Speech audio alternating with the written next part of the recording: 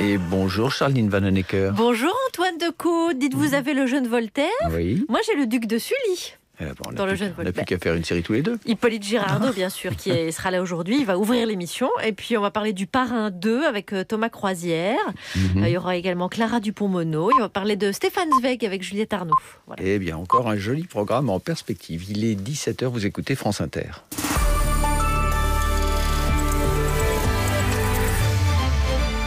Les infos, Laetitia Gaillet. La ville de Perpignan ne peut décider elle-même de la réouverture de ses musées. Le tribunal administratif de Montpellier a tranché tout à l'heure. Il suspend donc la réouverture de 4 musées municipaux la semaine dernière. Le maire RN, Louis Alliot, les avait rouverts justement la semaine dernière. Dans le département de la Moselle, il n'est pas question de musée, mais bien de vaccins, comme promis par Olivier Véran vendredi. L'État va attribuer 30 000 doses de vaccins Pfizer de plus pour le département. Ces doses seront à destination en priorité des professionnels de santé, puis des personnes de plus de 75 ans. Pour les écoles, rien ne change. Les élèves iront jusqu'à la fin de la semaine, au début des vacances scolaires pour la zone B. Dans le Dunkerquois, pour éviter les brassages, on a mis en place un nouveau protocole pour l'arrivée et la sortie des classes. Le ministère de l'Éducation nationale a aussi changé le sien pour ce qui est des fermetures de classes en cas de présence de variants. Il faudra désormais 3 cas positifs au lieu d'1 parce que les enfants doivent continuer d'aller à l'école. Jean-Michel Blanquer, le ministre de l'Éducation nationale, était à Nantes aujourd'hui pour le dire. Il est au micro de nos confrères de France Bleu Loire-Océan. C'est une logique, comme vous le savez, de pilotage en fonction de la situation et dont l'objectif est d'abord de permettre que les enfants de France puissent aller à l'école parce que, vous le savez, c'est un objectif qui reste absolument fondamental et c'est une fierté française que de maintenir les enfants à l'école mais de le faire dans des bonnes conditions de sécurité sanitaire et donc en faisant évoluer le protocole en fonction des circonstances. Je rappelle aussi que lorsque les enfants vont à l'école, c'est l'occasion pour nous de pouvoir les tester et aussi de pouvoir rompre les chaînes de contamination. S'ils ne vont pas à l'école, on n'est pas non plus en situation de faire ces tests et cette rupture de la chaîne de contamination. Donc il faut toujours se dire que lorsque les enfants ne vont pas à l'école, ils font autre chose et souvent cette autre chose est plus contaminant que ce qu'ils font à l'école parce qu'on respecte moins les gestes barrières en dehors de l'école, parce qu'il y a toute forme d'activités qui sont plus contaminantes. Et comme pour la France en Italie, il n'y aura pas de ski possible pour les vacances de février. Le nouveau gouvernement de Mario Draghi a douché tous les espoirs et en fait, il a un peu surpris tout le monde hier en décidant d'interdire la réouverture des stations qui étaient programmées pourtant pour aujourd'hui. Colère des professionnels de la montagne. À Rome, les précisions de Bruce de Galzin. 18h50, un dimanche soir, quelques heures à peine avant l'ouverture des pistes et le couperet tombe. Interdiction d'ouvrir pour 20 jours supplémentaires. Tout le monde est pris de court, le personnel des stations, bien sûr, hôtels, restaurants, les familles aussi. Le représentant des régions dénonce une méthode inacceptable et au sein même du nouvel exécutif, cela gronde par la voix de Matteo Salvini. Nous ne pouvons plus accepter que des experts sèment la peur et terrorisent 60 millions d'Italiens. Visés, Walter Ricciardi, le conseiller du ministre de la Santé qui assume d'avoir réclamé la fermeture des stations de ski. Je le dis depuis le mois d'octobre, les stations de ski ne doivent pas rouvrir. D'ailleurs, le pays qui a fait entrer la variante anglaise en Europe, c'est la Suisse. Les Anglais sont venus skier en Suisse, qui avaient absolument voulu ouvrir ces stations. Une enseignante a été infectée et a infecté tous ses élèves. Ça s'est étendu dans les écoles suisses et au reste de l'Europe. Nous devons combattre cette variante et nous reviendrons à la normalité. Et pour combattre à armes égales ce variant, il est même nécessaire de confiner totalement le pays pour au moins 2, 3 ou 4 semaines, estime le conseiller du ministre de la Santé, car selon lui, l'Italie ne prend pas assez au sérieux la létalité du variant anglais. Rome, Bruce de Galzin, France Inter. C'est une économiste chevronnée que l'OMC s'est choisie pour directrice générale. Ngozi Okonjo-Iweala a été nommée aujourd'hui. La Nigériane de 66 ans a été 2 fois ministre des Finances et chef de la diplomatie de Nigeria. Elle a commencé sa carrière à la Banque mondiale où elle a travaillé pendant 25 ans. C'est donc la première femme africaine à la tête de l'OMC. Et dans ses premiers mots, elle a plaidé pour une institution forte pour surmonter la pandémie et la relance de l'économie mondiale. Madama Diawara n'aura pas de papier. La préfecture de Haute-Loire refuse aujourd'hui de régulariser le jeune Malien arrivé en France il y a 2 ans. Elle lui a dit nommément aujourd'hui. Il a refusé l'aide volontaire qui lui a été proposée pour le retour. Il recevra donc une obligation de quitter le territoire dans les prochains jours. Ainsi s'achève donc son combat et celui du couple d'enseignants qui l'abritait. Véronique de Marconnet, dont l'époux est en grève de la faim depuis 17 jours et qui a dû être hospitalisé aujourd'hui, est effondrée. Elle le dit à nos confrères de France Bleu Saint-Étienne-Loire. Je suis effondrée. J'arrive pas à trouver les mots. Je savais qu'il en était question, mais je pensais que de part et d'autre, il y avait volonté d'essayer de sortir de cette situation, d'accorder un peu d'humanité, de donner un peu de temps à Madame A, de lui laisser sa chance. Moi, j'avais de l'espoir. Je suis énormément déçue. C'est pas la première fois. La préfecture souffle le chaud et le froid. Moi, je suis quelqu'un d'optimiste par nature. Je vous laisse rarement désespérée, mais là, c'est vrai que le coup est rude. Tous les efforts qu'il a fait, que nous on fait, ses professeurs, c'est un projet de vie qui s'écroule. Sentiment de gâchis, accompagné d'un sentiment d'injustice, de révolte. Et une nouvelle manifestation de soutien prévue mercredi, dans le centre-ville du Puy-en-Velay, avec l'appui de Sud Éducation et du réseau Éducation sans frontières. Enfin, 1 million d'euros d'amende pour Google. La répression des fraudes accuse aujourd'hui le géant américain d'avoir constitué un classement trompeur des hôtels en France. Il s'est substitué à celui officiel qui va de 1 à 5 étoiles. Ce sont des hôteliers mécontents qui ont saisi la répression des fraudes. On en reparle tout à l'heure dans le journal de 18h. Pour l'instant sur Inter, il est 17h06. Victoire de la musique 2021, les artistes France Inter récompensés. Artiste féminine de l'année, Pomme. Merci. Artiste masculin et meilleur album de l'année, Benjamin Biolay. C'est grâce à vous, c'est grâce à vous. Révélation masculine de l'année, Hervé. Merci beaucoup. Et une victoire d'honneur pour À vous les Français. Jane Birkin. Merci beaucoup. France Inter soutient toute l'année la scène française. Et chaque soir de 22h à 23h dans Côté Club. Quand Sarah a pris la fibre Orange, c'était uniquement pour une meilleure fluidité. Lors des réunions en visio, pendant que Léo suit les cours à distance. Oui, et un peu aussi... pour regarder les meilleures séries en 4K. Ah, quand même. Léo, lui, il trouve que... si t'as pas la fibre Orange, personne veut jouer en ligne avec toi. Avec la fibre Orange, une maison mieux connectée, c'est aussi mieux travailler et se divertir. Vous rapprochez de l'essentiel. Orange. Valable en métropole sous réserve d'éligibilité, avec contenu et matériel compatible. Conditions sur orange.fr. France Inter aime... Les aventures du jeune Voltaire, une série de Alain Tasma et Georges-Marc Benamou, ce soir à 21h05 sur France 2. Pour conquérir la gloire, ma plume sera mon fusil. Au début du XVIIIe siècle, François-Marie Arouet va se faire un nom. On ne m'imposera plus le silence. La série Les aventures du jeune Voltaire, l'homme qui ne voulait pas se taire, avec Thomas Oliveres, Christa Terret, Éric Caravaca, Hippolyte Girardot. Voltaire, pour vous servir. Ce soir à 21h05 sur France 2. Un partenariat France Inter. Ils sont les variants de l'humour plus contagieux que jamais. Ce sont les Jupitériens de par Jupiter. Sobres, simples et efficaces. Ce passage d'antenne. C'est vrai.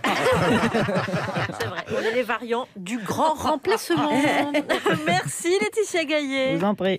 À demain. À demain.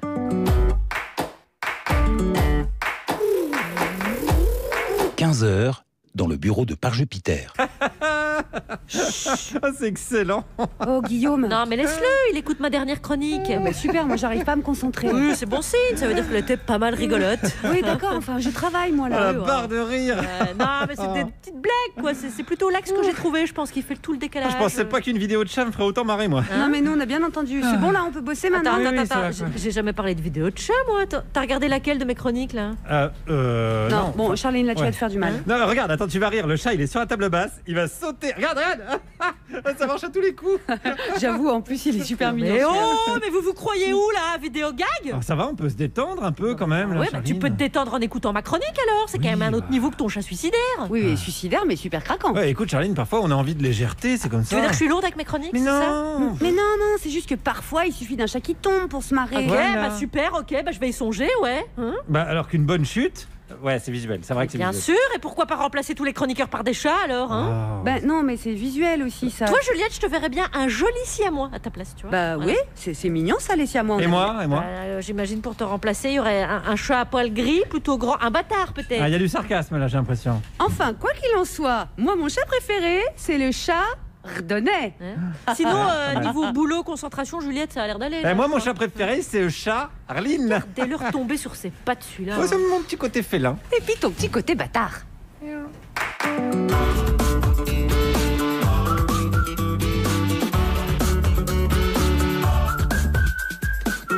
Bonjour la France Inter et bienvenue à la compagnie des joyeux baladins de la rigolade.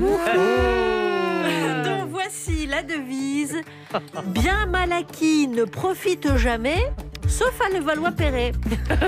Bonjour Juliette Arnaud. Bonjour Charline. C'est avec Stéphane Zweig que vous allez passer la semaine. Vous lisez La pitié dangereuse, un roman écrit à l'aube de la Seconde Guerre, mais qu'il situe juste avant la Première parce qu'il sent poindre le retour des forces destructrices. Ah, ils sont chauds. Hein. Ouais, ils sont chauds bouillants là. Ça va péter. Salut Guillaume Meurice. Bonjour Charline, bonjour à tous. Quel épisode grotesque de l'actualité vous inspire aujourd'hui? Eh bien c'est cocasse même aujourd'hui. Je vais vous parler de la commune de Vendôme dans le Loir-et-Cher qui a vendu son nom à Bernard Arnault qui possède la marque Vendôme. J'ai appelé un conseiller municipal d'opposition. Dès qu'on va parler de quoi que ce soit, ça va être une forme de résistance finalement. Oh, doucement, j'ai déposé le mot résistance. On se calme. Et le mot cocasserie? Pas encore, mais j'y songe. Là, vous pourriez. Thomas Croisière, bonjour. Miaou, miaou, Charline. Référence au sketch d'avant. Oui, je suis dedans, je suis là. Oh, vous êtes au taquet, ça fait plaisir. Hein. C'est avec celles et ceux qui nous écoutent que vous revoyez un classique. Vous poursuivez avec Ambre la trilogie du Parrain. Et aujourd'hui, le Parrain 2. Il vit de quoi ce type? Non mais c'est vrai, je comprends pas. Il a toujours plein de fric et il travaille pas. Pose des bonnes questions, Ambre, j'ai l'impression.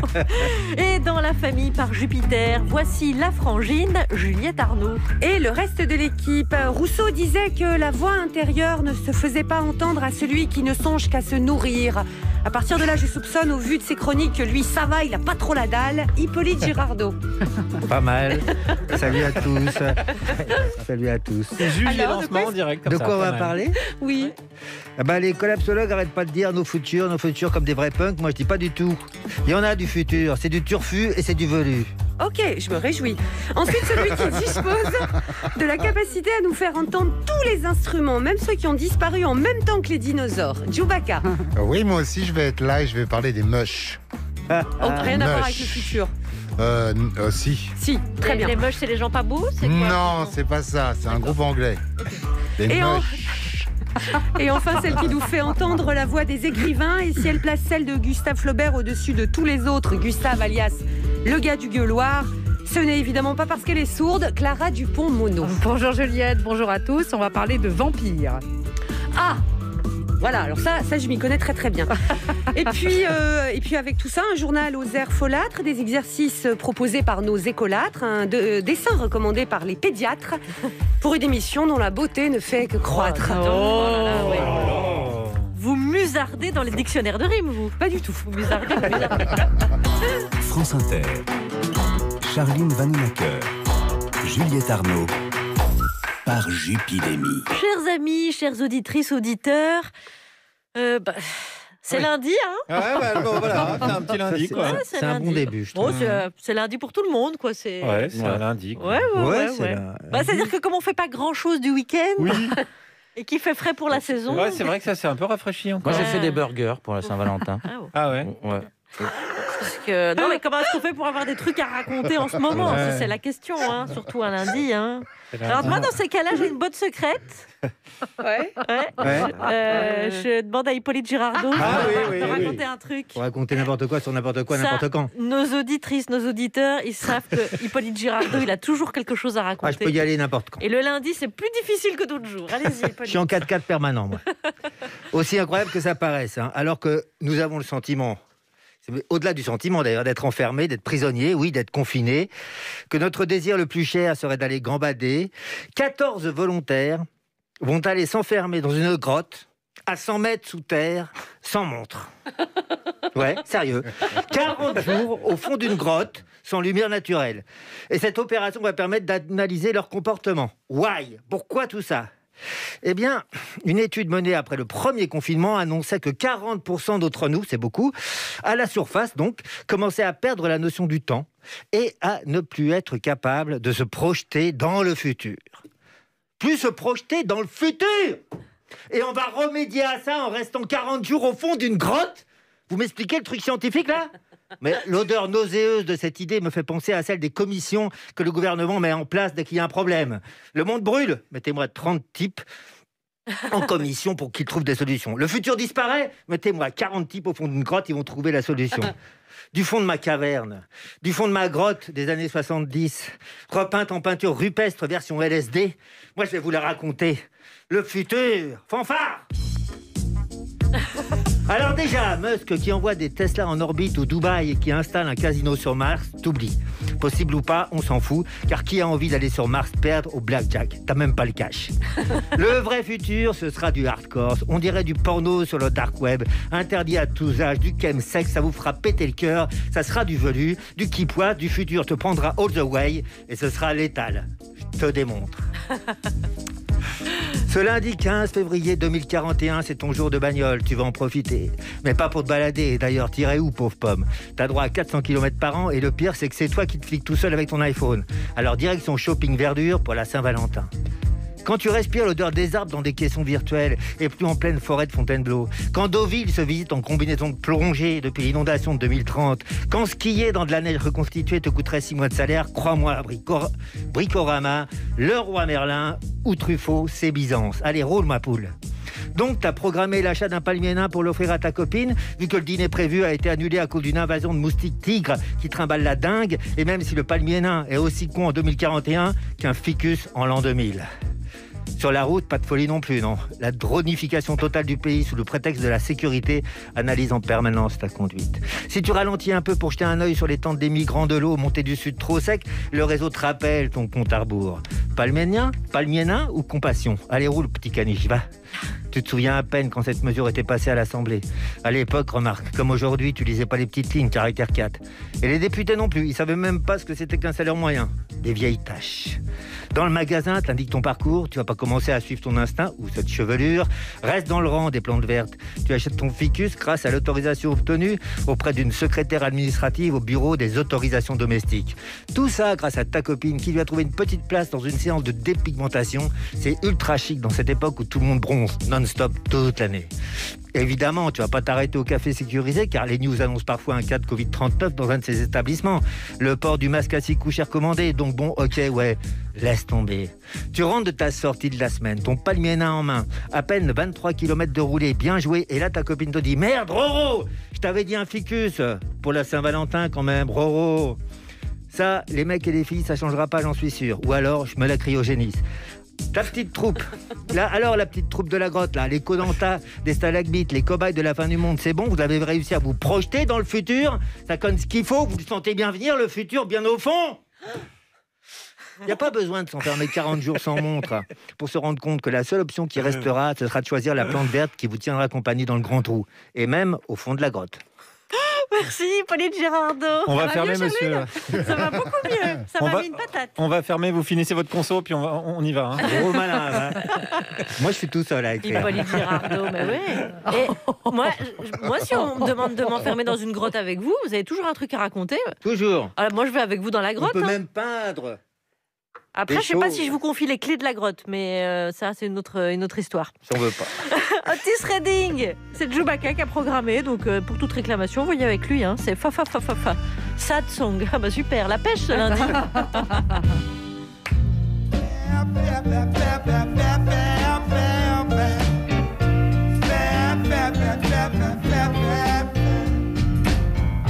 I keep singing them sad songs. All I know, I keep singing them sad songs. Sad songs, all I know. It has a sweet melody to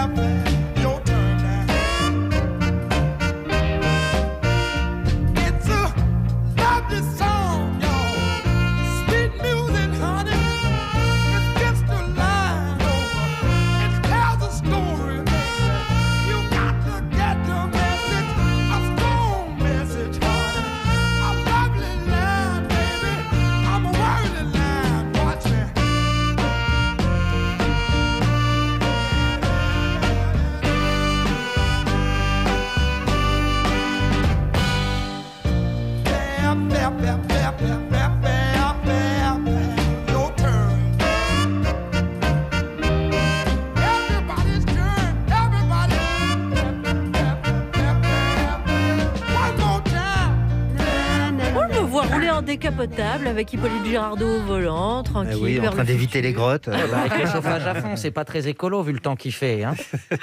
Vous écoutez France Inter par Jupiter, en compagnie, vous l'avez entendu, de Thomas Croisière, qui sera présent en fin d'émission. Et là, il y a Guillaume Meurice qui a malheureusement préparé un journal. Oui, tout à fait. C'est jamais de bol. On y va. Ce que je ne comprends pas, M. Darmanin, et j'en reviens à votre livre parce que je l'ai lu avec beaucoup d'attention. Et objectivement, j'aurais pu le signer. Le journal de presque 17h17. Ça vous ennuie si je vomis? Et on commence par les titres. Dans ce journal, on parlera de la Saint-Valentin de Patrick Balkany. Oh, l'amour, c'est beau ça. Ouais, mais on reviendra aussi donc sur le débat Darmanin-Le Pen. Oh, l'amour, j'adore l'amour. Et enfin, on parlera de Bruno Retailleau. Oh, Charline, votre Bruno, l'amour, ça toujours. Va pas, non. J'adore l'amour. Passionné tout ce qui est amour. On commence avec la politique. Oui, Gérald Darmanin a annoncé avoir enclenché la procédure de dissolution du groupe Génération Identitaire et Marine Le Pen a dénoncé une procédure politique. Ah non, j'aime pas ça, Charles. Mais quoi donc? Non, mais les embrouilles dans les familles, je suis pas à l'aise avec ça. Qui se débrouillent entre eux, mais qui viennent pas en parler en public. Ça, politique toujours. Invité de Dimanche en politique sur France 3, Bruno Retailleau a déclaré « Le voile, c'est à la fois l'étendard et l'instrument du séparatisme ». J'aime pas. Mais quoi encore? Mais j'aime pas ça, Charline. Régler ça en famille avec lui, mais voilà, profitez pas de l'antenne pour régler vos comptes avec votre mec. Enfin, c'est malsain. Mais ça met une mauvaise ambiance, je trouve. Bon, famille toujours. À Levallois-Perret.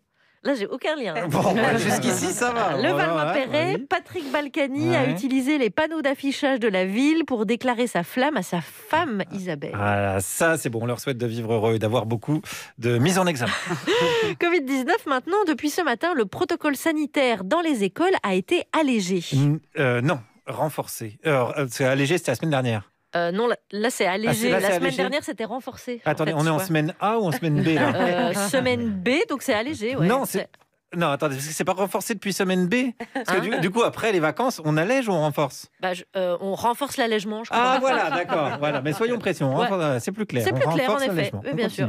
D'ailleurs, un décret vient d'autoriser les salariés à déjeuner à leur poste de travail. Ça, c'est bien. Je trouve ça très bien. Vous trouvez ça bien? Oui, parce qu'en chaque émission, Juliette propose un ricola à toute l'équipe. Donc c'est vrai, c'est chouette. Donc on a le droit de sucer pendant l'émission. Non, Guillaume, non. Quoi? Non, mais je vous vois venir. Non, j'avais une blague sur Yves Calvi et Macron. Non, donc on enchaîne. On enchaîne, d'accord. Alors, ex-politique toujours. Oui, Jean-Pierre Jouyet, c'est vraiment un nom fait pour moi, ça. Jouyet. Jean-Pierre Jouyet. Ancien secrétaire général de l'Élysée sous François Hollande et ancien ministre de Nicolas Sarkozy, va être nommé administrateur référent du groupe Covea, qui regroupe plusieurs compagnies d'assurance. C'est une belle cohérence. Je trouve. Oui, vous trouvez? Une carrière dans l'arnaque, du début à la fin, vraiment. Super. Ouais, c'est pas faux. Manquerait plus qu'un poste de co-auteur des chroniques d'Hippolyte Girardot, puis alors là, ça va total. Parfait. Drogue toujours. L'actrice Juliette Binoche a publié une curieuse vidéo sur son compte Instagram. Écoutez, on l'écoute. Voilà. Miroir, mon beau miroir, pourquoi ne suis-je pas au César? Y a-t-il une entourloupe au niveau de la haute direction? Bizarre. Oui, j'ai des bizarres. On dit bizarre aussi. Du coup, on dit que l'homéopathie, faut pas la fumer quand même à Juliette, faut lui dire ça. À moins que ce soit la puce 5G qui fasse cet effet-là. Il y a un truc là. Ouais. De la toute bonne, comme dirait. De la toute bonne, ouais, c'est sûr. Une étude de l'université Purdue en Indiana a relevé que les cochons étaient assez évolués pour jouer à un jeu vidéo. C'est dingue de constater que les cochons maîtrisent mieux les nouvelles technologies que Clara Dupont-Mono. Allez, on enchaîne toujours avec le virus, car des milliers de Français vont en Espagne pour retrouver une vie normale. Ça aussi, c'est hallucinant, Charline. Comment ça? On vit dans un monde où Manuel Valls avait raison avant tout le monde. Mon Dieu, c'est terrible. C'est incroyable. Vous avez raison, c'est terrible. Conclure, Allez, on termine avec une école catholique en Flandre qui a mis fin au contrat d'une enseignante intérimaire, car en plus de son travail, elle jouait dans des films érotiques. Le cumul des métiers. J'ai connu un journaliste qui faisait ça aussi. Non, Guillaume. Yves Calvi. Si? Non. Bon. On enchaîne. Bon, Allez. on enchaîne. On enchaîne. enchaîne. Et on enchaîne. Il y a une super blague tout à avec fait Yves faux, Calvi, on film érotique. Oui, bien sûr. Macron, non. Bon. Oh là là là là là. Tant pis. 17h25 sur France Inter, vous écoutez Par Jupiter. Et avec Juliette Arnaud. Ouais. Juliette Arnaud. C'est un mélange. C'est lundi. Voilà. C'est lundi. C'est un peu le discount de Juliette Arnaud. C'est Juliette Arnaud qui vient le lundi. Juliette, vous entamez la lecture d'un roman de Stefan Zweig. Et je n'en dis pas plus, je vous laisse mener la séance inaugurale. Pour son unique roman, Stefan Zweig a tant écrit et sous pratiquement toutes les formes, poésie, biographie, nouvelle. Là, dans ce roman, qui est son seul, donc, le narrateur, dès le premier paragraphe, énonce un truc un peu embêtant, somme toute, un aveu d'impuissance. Ce qui n'est sans doute pas la façon la plus sexy d'attaquer, c'est peut-être même rebutant pour certains ou certaines. Ah ouais, d'accord, le mec écrit 400 pages, alors que dès le départ, il sait qu'il est aux fraises. C'est pas faux. Pour autant, parions que Stefan Zweig a plutôt compté sur cet aiguillon pour exciter nos curiosités. C'est quand même assez audacieux de faire dire au narrateur, dont on ne sait alors que le nom de famille, on est à la fin du premier paragraphe, donc de lui faire dire, je cite, « Je n'arrive pas à fixer la limite où a fini ma maladresse et où a commencé ma faute. Il est probable que je ne le saurai jamais. » Parce qu'à ce moment-là, la lectrice en moi, le procureur également, vu que je suis française, ne peut pas s'empêcher de se dire « Ah ouais ? Eh ben moi je me pique que je vais deviner, je vais savoir. » Et j'aime autant vous dire que 400 pages et une lecture, 2 relectures plus tard, je me suis bien piquée, mais je ne sais pas. Je suis passée par tous les états, le haut, le bas, le chaud, le froid, mais la vérité vraie, absolue, celle où je mettrais ma main gauche à couper et les yeux de Guillaume, je ne la connais pas. Bon, en même temps, on a tous lu du Zweig, on sait bien que c'est ainsi avec lui. Parmi ses merveilles de nouvelles, une des plus connues s'intitule « La confusion des sentiments » et pas « Tout, vous serez tous sur le zizi ». Lire Zweig, c'est subir la brûlante séduction du mystère, du secret, c'est accepter d'être brûlé un peu, branque-ballé dans les méandres du cœur, beaucoup, perdu, souvent. Mais revenons-en à ce narrateur qui raconte dans ce roman une histoire de sa jeunesse quand il était un jeune lieutenant de cavalerie chez les hussards, en 1913, dans une petite ville de garnison à la frontière austro-hongroise. Et ne pensez pas qu'au vu de son arme, la cavalerie, la plus noble et la plus coûteuse, il est un fils de famille, ce n'est pas le cas. On a choisi pour lui que ce serait à cheval qu'il serait un soldat. Et lui, il s'en trouve bien, il a 25 ans, il aime être à cheval, c'est un bon garçon, pauvre, candide. Et quand les autres vont en goguette à Vienne, pour leur congé, les plus riches, lui, il reste dans la petite ville provinciale bien sagement. Et puis un soir, il est invité à dîner un peu par hasard dans une richissime famille du coin. Et forcément, il est drôlement content. Tout le monde est bien habillé, bien aimable avec lui. La cuisine et les vins sont excellents. Et comme c'est pas du vin chaud, il s'enivre un poil. Il prend la confiance. Et quand un petit orchestre commence à jouer, vu qu'il aime autant danser que monter à cheval, il invite les jeunes filles de la table à danser avec lui. Et puis, il prend conscience que dans sa confusion de bien-être, il a négligé d'inviter la jeune fille du maître de maison, une petite jeune fille pâle. Alors, il la cherche. Elle est assise dans un coin à écouter les musiciens. Il s'incline devant elle en avançant la main. Et là, la jeune fille passe par toutes les couleurs et s'effondre littéralement. Et à cet instant seulement, le petit lieutenant comprend qu'il a invité à danser une jeune fille paralytique. Bon, là, je pense que c'était ça, la maladresse. Mais la faute... mercredi. Merci, bisous, merci. Juliette Arnaud. Dites, comment est-ce que vous travaillez ? Parce que vous écoutez toutes les semaines, vous ne vous contentez pas de lire le livre. Ah non, je le relis déjà. Ça, c'est la première chose. Et puis, je cherche... maintenant, c'est génial, il y a Internet. Il n'y a plus besoin d'aller dans des grandes librairies. Oui, je cherche tout ce qui a pu... Enfin, le plus de choses qui a pu être écrit sur un écrivain, voir si mon avis correspond à peu près à celui de gens plus intelligents que moi. C'est souvent le cas ou pas ? Non, parfois on n'est pas d'accord. Alors j'essaye de mettre un peu de ce que les autres pensent et de ce que je pense moi aussi. Et donc la plupart des livres dont vous nous parlez, vous les aviez déjà lus ? Tous, oui. Ceux que je choisis là, les classiques, je les ai déjà lus. Et quel plaisir avez-vous à relire ? Parce que quand on lit un livre à 20 ans, c'est une chose. Quand on le relit à 40 ou à 47 comme moi, on retrouve la petite jeune fille qu'on a été. En fait, si vous voulez savoir quelle petite jeune personne vous avez été, relisez les livres que vous avez lus à 20 ans. Et si on n'a rien lu à 20 ans, je demande pour un ami. Je demande pour un ami. Comment fait-on ? Eh bien, sur les conseils de Juliette Arnaud, on reprend les classiques qu'elle vous a proposés et on se constitue un bagage. Je dirais à mon ami. Bah oui. De toute façon, votre ami, je pense qu'il a un gros bagage cinématographique déjà, donc c'est pas mal, non ? C'est possible. Merci Juliette. On va passer à Djoubaka. Djoubaka, c'est avec un langage imagé et l'argot du titi parisien que vous nous parlez musique, vous. Et à travers vos goûts, on peut déceler ce qui se cache sous votre casquette, votre âme. Alors, un petit peu de temps en temps. Bon, après, je suis pas toujours au rendez-vous, comme on dit, quoi. Donc, je me suis toujours demandé, moi, pourquoi dans notre beau pays de grande gueule, de filles, de gars, toujours prêtes à dégoupiller une grève de derrière les fagots, de militants de tout poil, pourquoi est-ce que les chansons politiques étaient si bien rangées dans des formats qui peuvent paraître un peu caricaturaux? C'est un peu la chanson qu'on sort pour les grandes occasions. Je me suis toujours posé cette question parce que nous sommes dans un terreau, sur un terreau a priori hyper disposé à faire pousser la chanson de la discorde. Mais voilà, comme moi je veux vraiment écouter des mélodies d'actualité, malmenées l'actualité, je suis régulièrement obligé de me pencher du côté anglais de la Manche. Parce que là-bas, ça n'arrête pas. Alors, il y a quelques temps, je vous causais des Seaford Mods qui défendent corps et âme la posture du working class hero que John Lennon avait chanté il y a fort longtemps. Et aujourd'hui, on va causer des Mush. Donc, un groupe du nord de l'Angleterre, de Leeds exactement. Et les gars de Mush ressemblent vraiment à Monsieur Tout-le-Monde. Ils font pas dans l'excentricité vestimentaire. Ils sont pas non plus à la ramener toutes les 2 minutes pour faire la couverture du tabloïd de coin. On pourrait même dire qu'ils sont discrets. Donc on raconte que, comme beaucoup de prétendants qui ont pour ligne de mire de faire de la musique le centre de leur vie, eh ben les Mush, ils ont aussi à côté un boulot qui remplit le frigo. J'adore ce nom de groupe. Certains d'entre eux sont profs et à la différence de beaucoup, donc au quotidien, ils côtoient des gens qui mènent une vie en dehors des feux de la rampe. Alors jusqu'à aujourd'hui c'est comme ça, on verra bien ce qui se passe demain, mais bon, ils vivent pas dans une bulle qui les éloigne forcément du métro boulot dodo avec 2 soirs de répète par semaine en attendant de casser la baraque.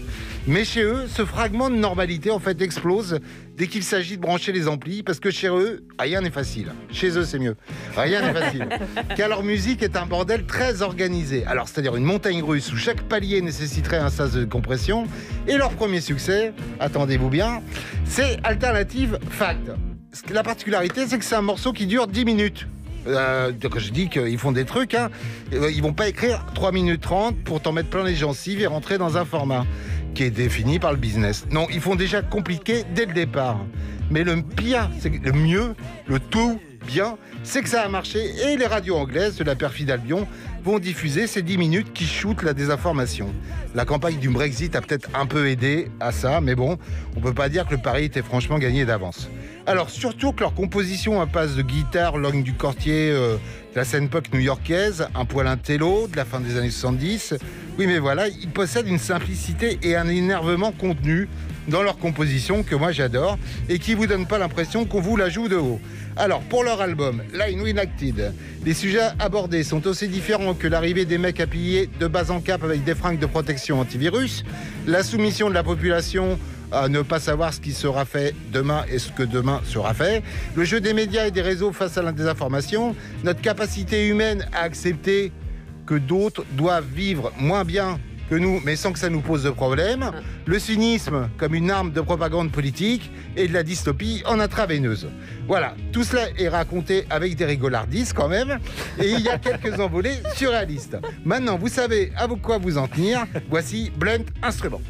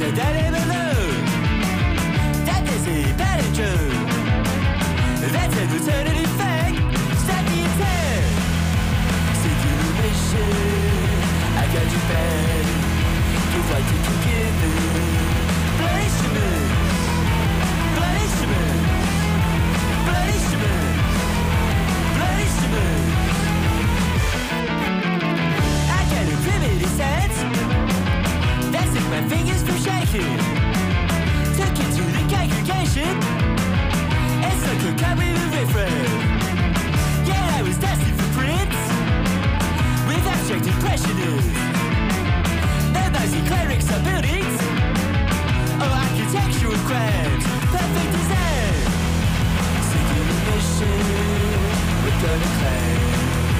What did you give it?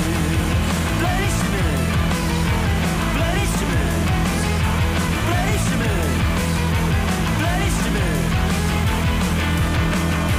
Captain Massey crabs in your rabbits, the simple prince. Bloody cement. Captain Massey crabs in your rabbits, the simple prince. Redacted documents. Captain Massey crabs in your rabbits, the simple prince. Bloody cement. Captain Massey crabs in your rabbits, the simple prince. Don't make much sense. Bloody cement.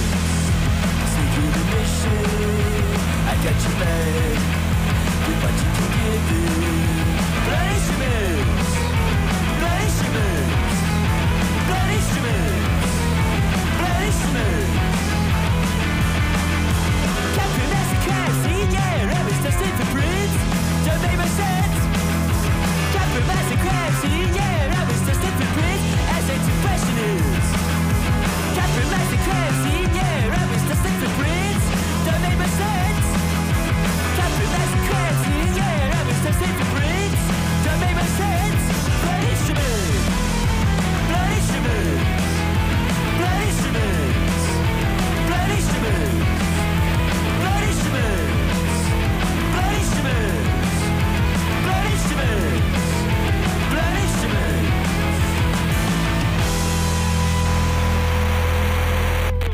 C'était donc les Mush, M-U-S-H, parce qu'on n'a pas arrêté de me le demander comment ça s'écrivait. Donc l'album vient de sortir, ça s'appelle Lines Redacted, et c'est chez Memphis Industries. Merci, Djoubaka. Juliette, vous étiez étonnée de ce son? Ben oui, parce que je trouve que ça sonne comme certains groupes de la fin des années 70 et début des années 80. Mais c'était avec plaisir, c'est un surprise, mais plaisir. Comme j'ai dit dans la chronique. Vous pouvez la réécouter si vous l'avez raté. Si vous avez pris les mushs en cours, n'hésitez pas à écouter Djoubaka en podcast. Il y avait un peu de Jean-Jacques Lafont derrière. Ah ouais, t'as trouvé? Un peu, ouais. Non, Clara Dupont-Mono est là. Clara, on est au top, on compare des choses. Clara, c'est... On ouvre le micro de Clara. Je vais vous faire un récapitulatif. Faites un récapitulatif pour nos auditeurs, pour ceux qui nous rejoignent. Voilà, on a déjà vu passer le peloton de tête avec messieurs Girardot, Djoubaka et Arnaud. Madame Arnaud. À la traîne, j'aperçois la dame du Pont-Mono et le sieur Croisière. Mais avant ça, le ventre mou de la course, le concurrent Meurice. Eh ben, je sais pas si vous vous souvenez, mais il y a quelques semaines, j'avais fait une chronique sur Bolloré, qui possède le mot planète et qui fait pression sur les associations qui veulent l'utiliser. Et on s'était dit à l'époque, tiens, c'est bien con. Va falloir se lever de bonne heure pour faire plus con. Eh ben, il y en a un qui a mis son réveil, dis donc. C'est Bernard Arnault. C'est vraiment le grand gagnant de la semaine. C'est vraiment un truc d'ultra riche. Dès qu'il y en a un qui fait une connerie, l'autre, il veut faire un truc encore plus débile. Et ainsi de suite, jusqu'à avoir un Jeff Koons dans son jardin. Eh ben, Bernard, le patron d'LVMH, donc, il possède la marque Vendôme. Mais le problème, c'est que Vendôme, c'est une commune du Loir-et-Cher. Eh ben, qu'est-ce qu'il a fait, Bernard? Qu'est-ce qu'il a fait, mon nanar? Il a racheté le nom. Et voilà, dans le plus grand des calmes. On n'est pas bien là, hein, détendu du chéquier. Et puis on défiscalisera quand on aura envie de défiscaliser. Qu'est-ce que tu veux, mon vieux? Alors j'ai voulu contacter le maire Laurent Briard, mais il veut pas trop répondre. Je pense qu'il n'a pas le temps. Hein. Il est en train de vendre son nom à une marque de petits pois. J'ai donc appelé un opposant, c'est Florent Grospard. Il est élu au conseil municipal. Et on a parlé donc de Bernard Arnault qui rachète le nom Vendôme secteur par secteur. En fait, là, Vendôme décide de vendre purement et simplement une classe produit. Il l'avait déjà fait pour le cuir en 2018, à Vuitton également. Et là, dans l'esprit de la vente à la découpe, on passe à la joaillerie. Est-ce que c'est pas finalement un peu sympa de sa part à Bernard Arnault de vous donner de l'argent?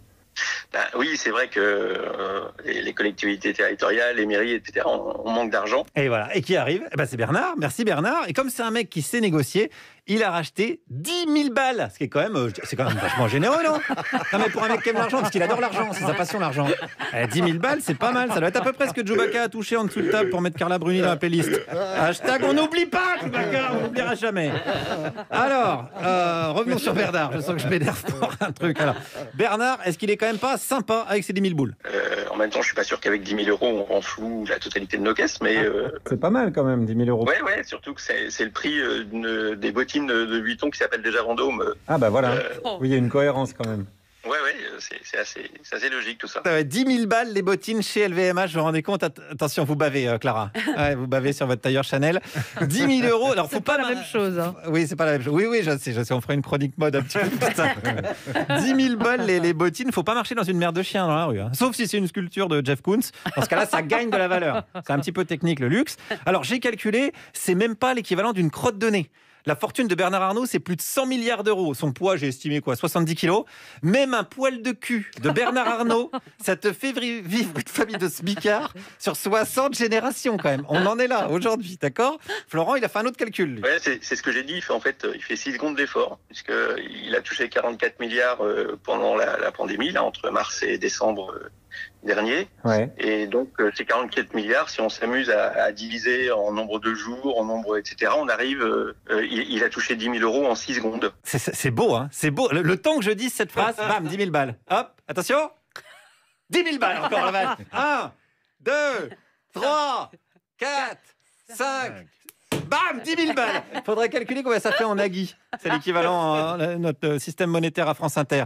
Bon, est-ce qu'on en sait plus sur la négociation ? Pire que ça, il est écrit noir sur blanc dans le contrat lui-même que les parties s'engagent à tenir secret et confidentiel l'existence et le contenu du contrat. Ouais, ça c'est de la pudeur, ça. C'est parce qu'ils veulent pas trop...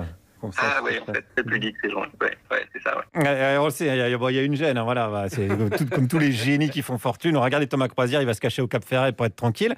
Alors attention, ne pas tomber non plus, parce que c'est un risque ici dans l'émission, dans la haine anti-riche. Alain Duhamel, il nous a mis en garde la semaine dernière.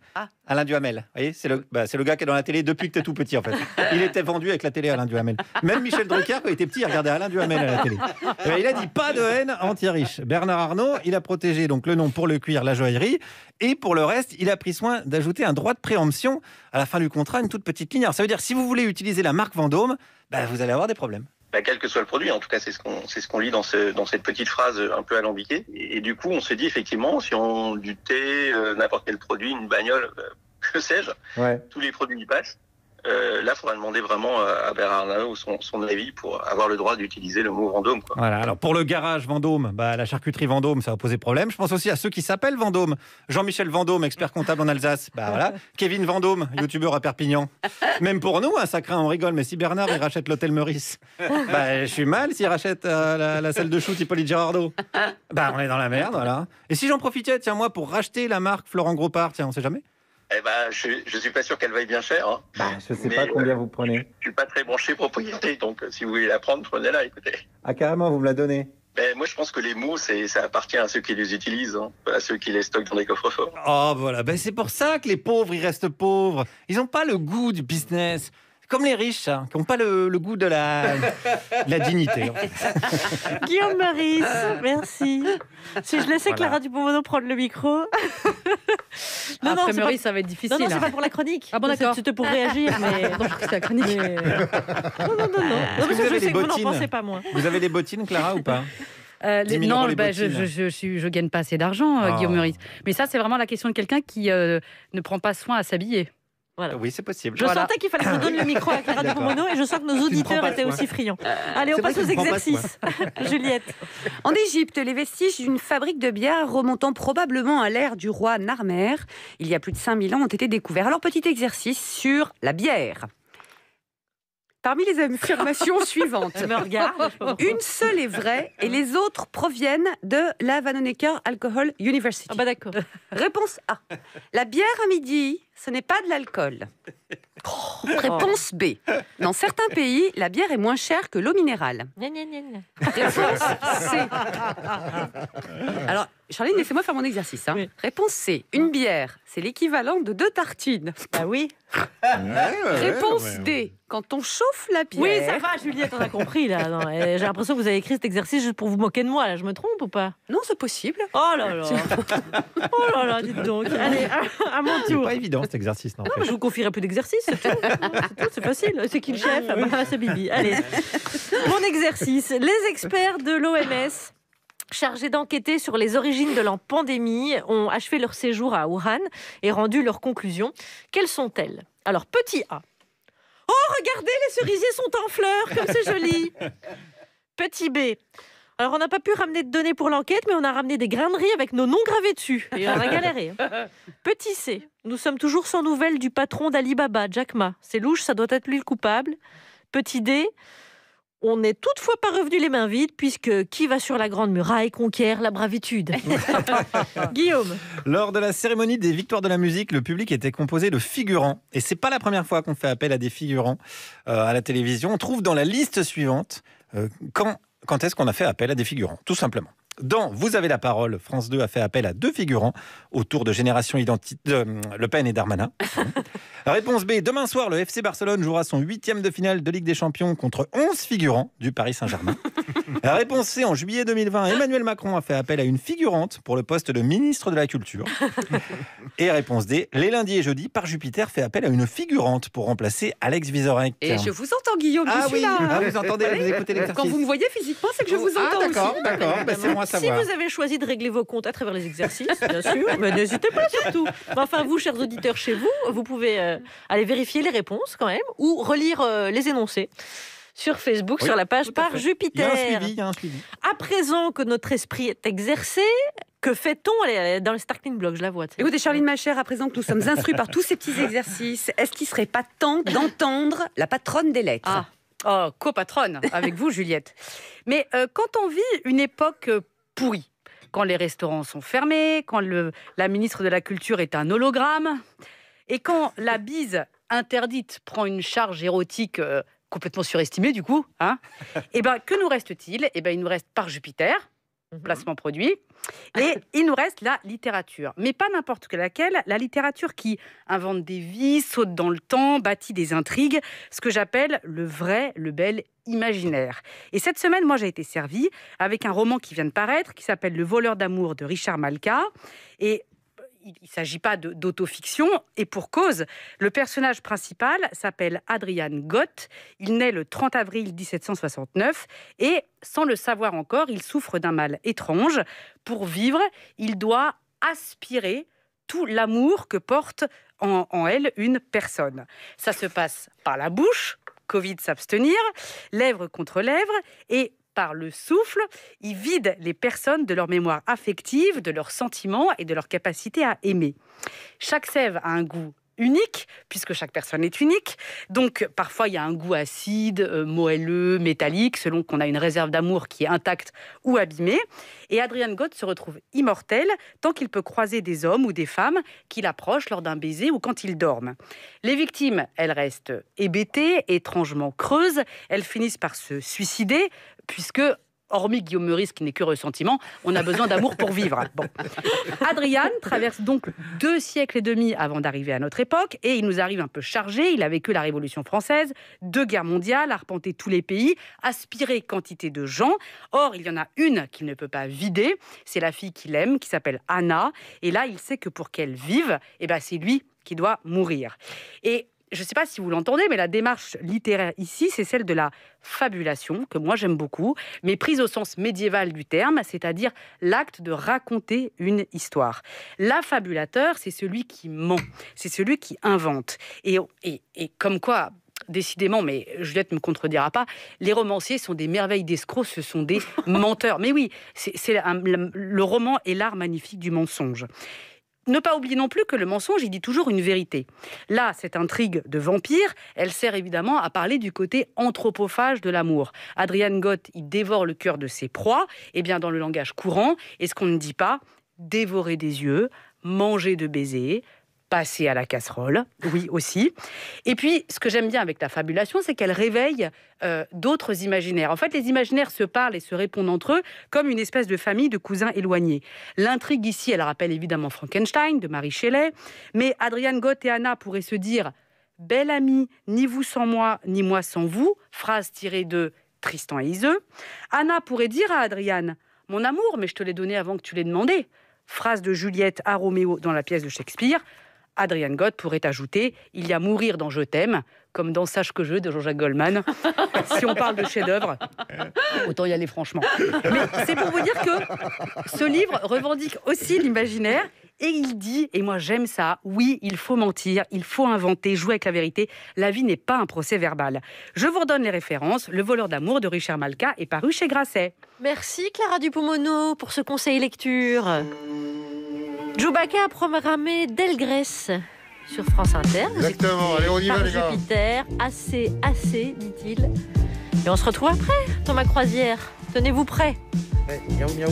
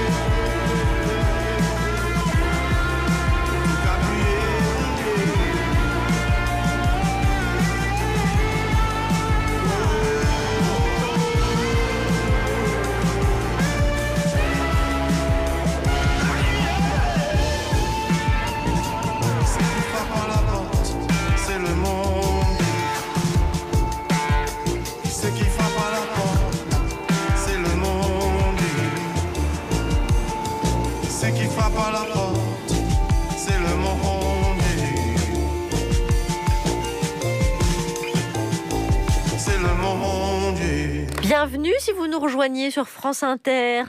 Si vous nous rejoignez, il y a encore Thomas Croisière, heureusement, bien sûr. Il n'y a plus que ça, désolé, il n'y a vraiment plus que ça. Mais avant ça, vous savez, le petit sketch de la conférence de rédaction qui débute chacune de nos émissions. Parfois, on commence par un brouhaha. C'est un jeu, c'est un jeu de scène. Ah oui. Oui. Je voulais en venir. Vous voyez. Et jouer le brouhaha n'est pas chose aisée parce que c'est la seule partie qui est totalement improvisée. Ça peut prendre beaucoup de temps, surtout avec vous deux, Juliette et Guillaume. Ah bon? Ah oui. Je vous refais un making-of, mais en accéléré pour avoir une idée. Brouhaha, bavardage. Oui, vous parlez tous les deux un petit peu. Mais non, mais c'est pas. Vous avez qu'à faire votre conversation de tout à l'heure dans le bureau. Oui, non, mais attends, tu peux pas dire ça, Juliette, à un moment donné. Il faut. Mais Juliette, peut-être plus, parce qu'il a une grosse. Il faut que vous disputiez presque. Mais c'est elle qui dispute pas. Je parle tout seul.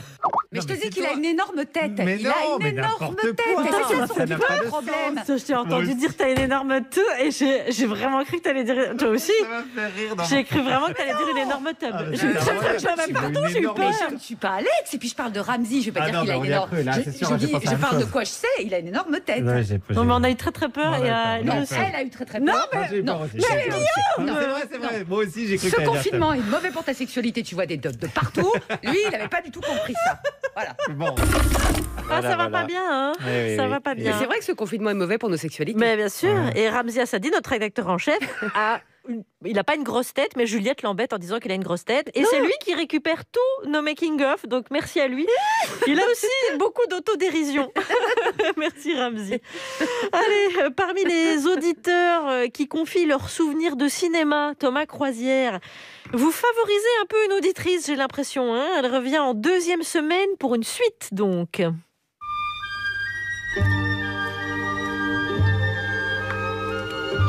La semaine dernière, Ambre était trop fière de nous parler de la trilogie du parrain car elle sait faire la mandoline avec la bouche.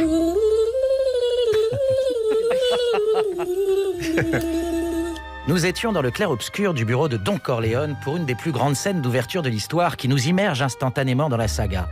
Un homme demande une faveur au parrain et il répond « Qu'est-ce que je vous ai donc fait pour que vous me parliez avec aussi peu de respect? Vous seriez venu à moi comme un ami. Alors les voyous qui ont touché à votre fille seraient déjà en train de souffrir. Et si par hasard un homme comme vous avait se plaindre d'un ennemi, alors son ennemi deviendrait le mien. Et il aurait très peur de vous. » Soyez mon ami, parrain. Oui, j'ai toujours rêvé de jouer avec Marlon Brando. Bien.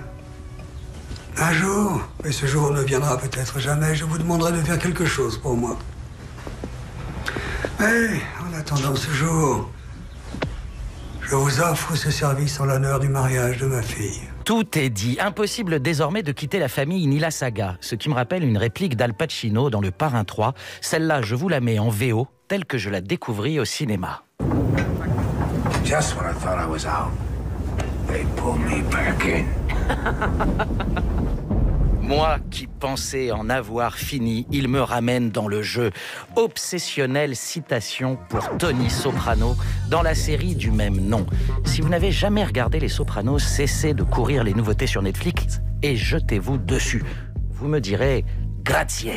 J'étais amoureuse d'Al Pacino et en même temps je trouvais qu'il changeait de tête à la fin du film. C'était plus la même personne. Je me disais mais quel acteur, mais c'est incroyable. Oui, pardon Ambre, je t'avais totalement oublié.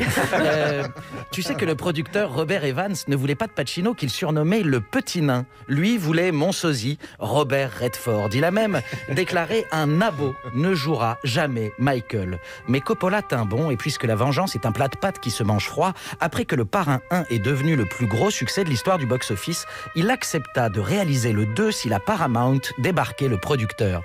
Et ils le firent. Hollywood. J'ai été complètement espantée de voir le travail du cadre, le travail des personnages. Oui, Ambre est du Sud, car d'où je viens, on ne dit pas espanté, mais ébahi, épaté. Par exemple, il avait ramené des kilos de maquereaux et il avait espanté toute la foule juchée sur le quai. Oui, c'est l'exemple d'Internet. Et ça me rappelle la scène où James Caan reçoit 2 poissons dans un gilet pare-balles et on lui explique que c'est un message sicilien pour dire que Luca Brasi dort avec les poissons. Je mets juste en garde les spectateurs qui sont assez sensibles, un peu comme moi, parce que j'ai quand même fait beaucoup de cauchemars et je faisais beaucoup de rêves où il y avait des têtes de chevaux morts dans mon lit. J'adore cette scène, ce que Brando appelle une proposition qu'on ne peut pas refuser. Il y dit aussi... Tu passes du temps avec ta famille? Bien sûr, parrain. C'est bien, parce qu'un homme qui ne se consacre pas à sa famille ne sera jamais un homme. Et Coppola s'y consacre à sa famille, puisqu'il embaucha son père pour la musique, sa sœur pour jouer Connie, ainsi que son fils Roman et sa fille Sofia, qui joue un bébé dans le 1, une migrante dans le 2, et Marie Corleone dans le 3. Mais quoi déjà? mais comment voulez-vous que je fasse en 3 minutes? Le film dure 3h22 et encore, le premier montage en faisait 6. Bon bah, vendredi, pour les souvenirs de cinéma d'Ambre, coda, ça veut dire épilogue. Vive le cinéma! Thomas Croisière. Et ça fait donc 2 fois que vous portez un très beau costume. Donc on n'en attend pas moins vendredi alors. Vendredi, je serai plus dans l'ambiance Andy Garcia. Très bien. Merci Thomas Croisière. On termine cette émission avec le dessin. Car attention, l'article R4228-19 du Code du travail est formel. Il est interdit de laisser les travailleurs prendre leur repas dans les locaux affectés au travail. On est hors la loi depuis des mois. Le décret 2021-156 publié hier permet temporairement, pour la période de l'état d'urgence sanitaire augmenté de 6 mois, on peut maintenant manger à son bureau devant son ordinateur. Alors on te propose une performance artistique Installe un appareil à raclette sur ton bureau et observe la réaction de tes collègues. N'hésite pas à filmer et nous envoyer tout ça sur Twitter. #ParJupiter, bien sûr. Merci les amis, merci à tous autour de cette table, dans ce studio, d'avoir enjaillé cette heure. Et merci tout particulier à Mathias Voland qui a travaillé avec nous à la préparation depuis la rentrée de septembre. Que de sons tu as trouvé, Matou. Que d'invités tu as déprogrammé beaucoup, parce que tu as travaillé dans une période compliquée. On te remercie beaucoup. Et très bon choix de bière pour son pot de départ. Merci Mathias. On te retrouvera bientôt, Matou. Et à demain, nous recevrons Barbara Carlotti, la chanteuse corse. C'est une bombe. Parce qu'on est plus fort quand on est bien accompagné, BNP Paribas est toujours à vos côtés. Commerçants, artisans,